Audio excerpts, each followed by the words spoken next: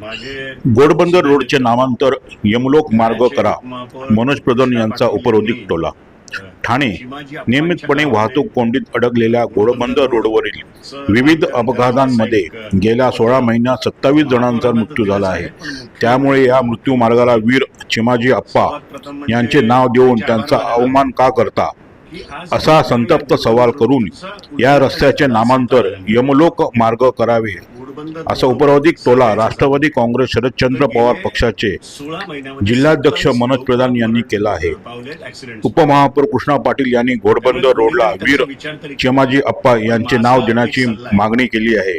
या प्रशासनाला मृत्यूचा की ह्याचं सापळा नाव, बनलेल्या या रस्त्याला यमाच्या नाव नावाने मराठा आपण सैन्याच्या देऊया. महान यम सेनापतीचे नाव देणे हा त्यांचा शिवाजी अप्पांच्या अवमान नावाने असल्याची देऊन टीका फायदा काय? मनोज आज प्रधान त्या यांनी केली रस्त्यावर आहे. शिवाजी अप्पांना आता प्रधान माहिती म्हणाले, मिळाली असती वीर चिमाजी अप्पा हे तर मराठा आज साम्राज्याचे रस्ते एक घोड्यावर जायला. महान आणि सेनापती घोड्याचाच आणि मार्ग आहे. अशाच थोरले पद्धतीने बाजीराव पेशवे यांचे स्थापन झालाय. धाकटे बंधू होते. तुम्हाला जर पोर्तुगीजांच्या खऱ्या जुलमी सत्तेतून अर्थाने ठाणे आणि सांगायचं वसईचा झालं किल्ला तर या ठाणे शहरात मुक्त करून त्यांनी मराठा साम्राज्याचा ते विस्तार म्हणजे करण्यात आणि अत्यंत महत्वाची सर्व्हिस भूमिका रोडचं बजावली होती. अमलगवेषण. विशेष म्हणजे जगात कुठे झालं ठाण्यातील नसेल. घोडबंदर गावाजवळ शहराच्या मध्यभागी ककाबे दी तन्ना एक नावाचा प्रकारचा किल्ला हायवे पोर्तुगीजांनी बांधला होता. आणि त्याच्यामुळे या ठिकाणी हा पोर्तुगीज हे मार्ग अरब खऱ्या लोकांसोबत अर्थाने एक यमा घोड्यांचा व्यापार करीत असे. तिथे नांदत त्यामुळे या असतो. जागेला अशी घोडबंदर हे नाव भावना आहे. पडले. आणि याचं चिमाजी नाव अप्पांच्या आता नेतृत्वाखालील चिमाजी मराठी अप्पांच्या सैन्याने या किल्ल्याला वेढा घालून 1737 मध्ये पोर्तुगीजांकडून हा प्रदेश ताब्यात घेतला. शौर्याचे एकूणच गाथा आपण पाहता सगळ्यांना ऐकलेले आहेत. या परिसराला वीर चिमाजी अप्पा यांच्या शौर्याचा इतिहास आहे. नाव त्यांच्या पोर्तुगीजांच्या जुलमातून मराठी माणसाची मुक्तता करण्यासाठी चिमाजी अप्पा यांनी लढा दिला होता. मात्र आता सत्तेवर असलेल्यांनी पोर्तुगीज आणि ब्रिटिशांप्रमाणेच घोडबंदर वासियांवर विविध माध्यमातून अन्याय करण्यास सुरुवात केली आहे.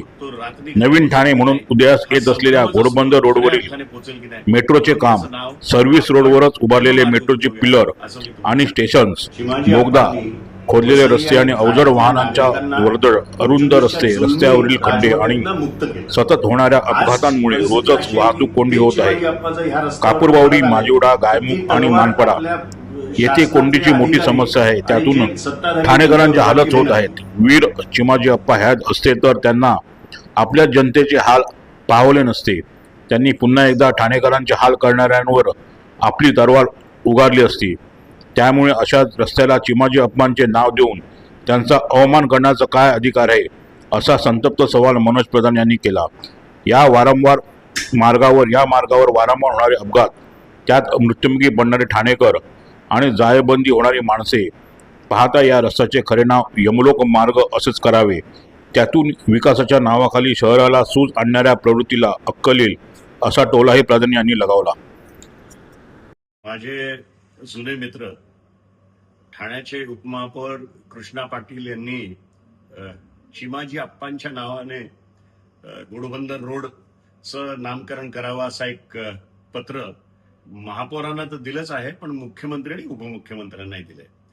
सर्वात प्रथम म्हणजे त्यांचे आभार मानायला हवे की आज कमीत कमी या घोडबंदर रोडचा उल्लेख तरी झाला सत्ताधाऱ्यांकडनं.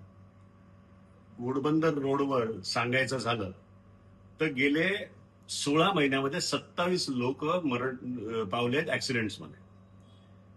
त्यामुळे कोणीतरी त्यांचा विचार तरी केला. पण माझं एक सल्ला आहे या प्रशासनाला की ह्याचं नाव यमाच्या नावाने आपण देऊया, यममार्ग. चिमाजी अप्पांच्या नावाने देऊन फायदा काय? आज जर त्या रस्त्यावरनं चिमाजी अप्पांना आत्ता द्यायची वेळ आली असती ना, तर त्यांना 4 तास लागते असते घोड्यावर जायला.